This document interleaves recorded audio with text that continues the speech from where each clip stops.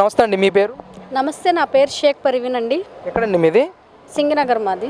ఉన్న నారా లోకేష్ గారు తీసినటువంటి డిఎస్సి పోస్టులకు సంబంధించి పెద్ద ఎత్తున అవినీతి జరిగింది, ఈ పోస్టులన్నీ కూడా అమ్ముకున్నారు, స్పోర్ట్స్ కోటాకు సంబంధించి కూడా పెద్ద ఎత్తున అవినీతి చేశారు అని చెప్పి వైసీపీ నాయకులందరూ కూడా ఈరోజు రోడ్ల మీద ధర్నాలు చేస్తూ ఉన్నారు. దీన్ని ఎంతవరకు సమర్థిస్తారు? నిజంగానే డిఎస్సి సంబంధించి అవినీతి జరిగిందని అనుకుంటున్నారు? ఈ వైసీపీ నాయకులకి ఏం పని పాట లేదండి. ఈరోజు కూటమి ప్రభుత్వం కలిసిందంటే రాష్ట్రానికి మంచి చేయడానికే కలిసింది. ఎందుకంటే గత ప్రభుత్వంలో మెగా డిఎస్పీ అనేది ఆ ప్రభుత్వంలో ఇప్పుడు దాకా ఒక టీచర్ పోస్ట్ అనేది వేయలేదు. మన కూటమి ప్రభుత్వం వచ్చినాక ఈరోజు ప్రతి ఒక్కరికి జాబ్ కానీ జాబ్ మేళా కానీ కార్యక్రమాలు చేస్తూ ఆయనకి విద్యార్థులకు కానీ చదువుకున్న వాళ్ళకి కానీ ఆగిపోయిన వాళ్ళకి అందరికీ బయటికి తీయాలని నారా లోకేష్ గారు ఒక మంచి ప్లాన్ చేసుకొని వాళ్ళందరికీ జాబ్ మేళా అట్లా ఏ నియోజకవర్గాలు అయితే ఆ నియోజకవర్గాలకి జాబ్ మేళా అని పెట్టేసి పాబులు ఇస్తూ ఆయన అట్లా పైకి తీసుకొస్తున్నారు విద్యార్థులకి. చిన్నపిల్లల స్కూల్కే దూరం చేశారు వాళ్ళు. ఏమని తెలుస్తుంది జనాలకి, వైసీపీ వాళ్ళు గత చేసిన అరాచకాలు తెలుస్తుంది. ఎందుకంటే స్కూల్కి వెళ్ళే పిల్లలు కూడా దూరం అయిపోయారు. గవర్నమెంట్ స్కూల్లో చదువుకున్న పిల్లలు ఈరోజు హ్యాపీగా ఫీల్ అవుతున్నారు. ఎందుకంటే తల్లికి వందనం వేస్తున్నారు. పిల్లలు మంచి ఒక పిల్లకైతే ఒక పిల్లకి, ముగ్గురైతే ముగ్గురికి.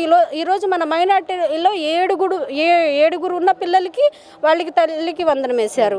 అదే మంచి కార్యక్రమాలు చేస్తున్నారు నారా లోకేష్ గారు. అట్లాంటిది వీళ్ళు ఇవాళ రిలీజ్ అయింది 421 మందికి ఈరోజు స్పోర్ట్స్ కోటాలో రిలీజ్ చేసి చూపించారు.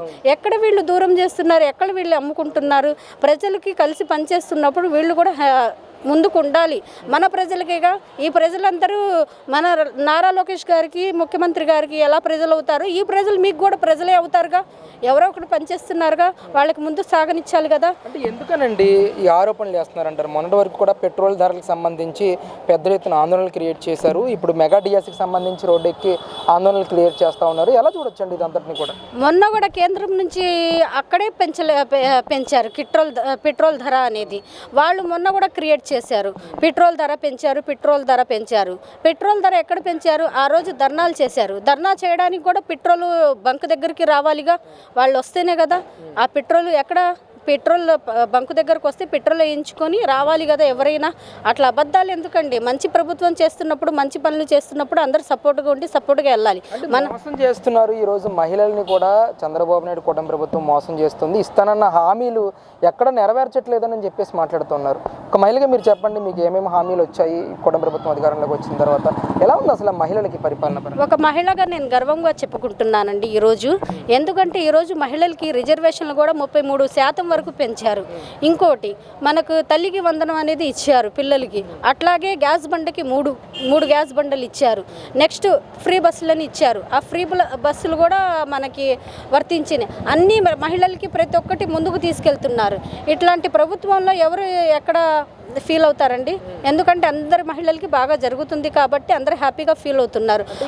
మహానాడు వేదికగా 33% రిజర్వేషన్ మహిళలకు కల్పించాలి, ఖచ్చితంగా రాజకీయంగా వాళ్ళని ముందుకు తీసుకెళ్లాలనే ఉద్దేశంతో నారా లోకేష్ గారు ఒక తీర్మానం చేశారు మహానాడులో. ఒక మహిళగా అది విన్న తర్వాత మీకు ఏమనిపించిందండి ఫస్ట్ ఫీలింగ్? నేను ఒక మైనార్టీ మహిళగా చాలా గర్వంగా ఫీల్ అవుతున్నానండి. ఎందుకంటే మైనార్టీ మహిళ ఎవరు బయటికి రారు, పని చేయరు. ఎందుకంటే నేను ఇవాళ గర్వంగా ఫీల్ అవుతున్నాను. మైనార్టీలకు కూడా ఒక స్థానం వచ్చింది, మైనార్టీలకు కూడా ఒక ఇది వచ్చింది. గర్వంగా 33% ఇస్తున్నారంటే ఒక వైసీపీ అరాచకంలో ఉన్నప్పుడు మైనార్టీలు బయటికి రావడానికి కూడా చాలా ఇబ్బంది పడ్డారు.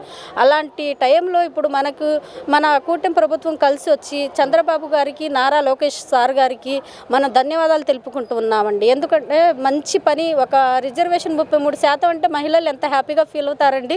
ఎప్పుడు మగవాళ్లే ముందుండాలా, అట్లా లేకుండా లేడీస్ కూడా ముందుండాలని ఆయన బాగా ఇచ్చారు. మాకు చాలా హ్యాపీగా ఉంది. అంటే నెక్స్ట్ ఎలక్షన్లో ఖచ్చితంగా 33% రిజర్వేషన్ అనేది కేంద్రం ప్రకటించకపోయినా కానీ రాష్ట్రంలో మాత్రం ఖచ్చితంగా 33% రిజర్వేషన్ అనేది కల్పిస్తామని చెప్పి లోకేష్ గారు మాట్లాడడం, ఒకవేళ రేపు నిజంగా అది ఏదైతే అది ముందుకు తీసుకెళ్తే కనుక అసెంబ్లీలో 60 మంది మహిళా ఎమ్మెల్యేలు రాబోతూ ఉన్నారు.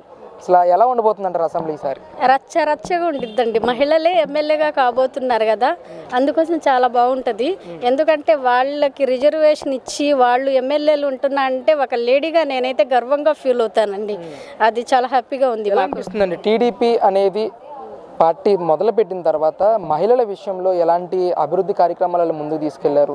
డ్వాక్రాలు కానీ సాధికారత సాధించే విషయంలో ఏ విధంగా ముందుకెళ్ళిందంటారు? ఈరోజు డోక్రా మహిళలు కూడా హ్యాపీగా ఫీల్ అవుతున్నారు, చాలా సంతోషంగా ఉన్నారు. ఎందుకంటే 10 లక్షల దాకా డోక్రా వాళ్ళకి రుణాలు కానీ ఏదైనా ముందుకు తీసుకెళ్తున్నారు. మహిళలందరూ హ్యాపీగా సరదాగా ఉన్నారండి. జగన్మోహన్ రెడ్డి గారు మంచి చేస్తే ఈరోజు జగన్మోహన్ రెడ్డి గారే ఉండేవాళ్ళు.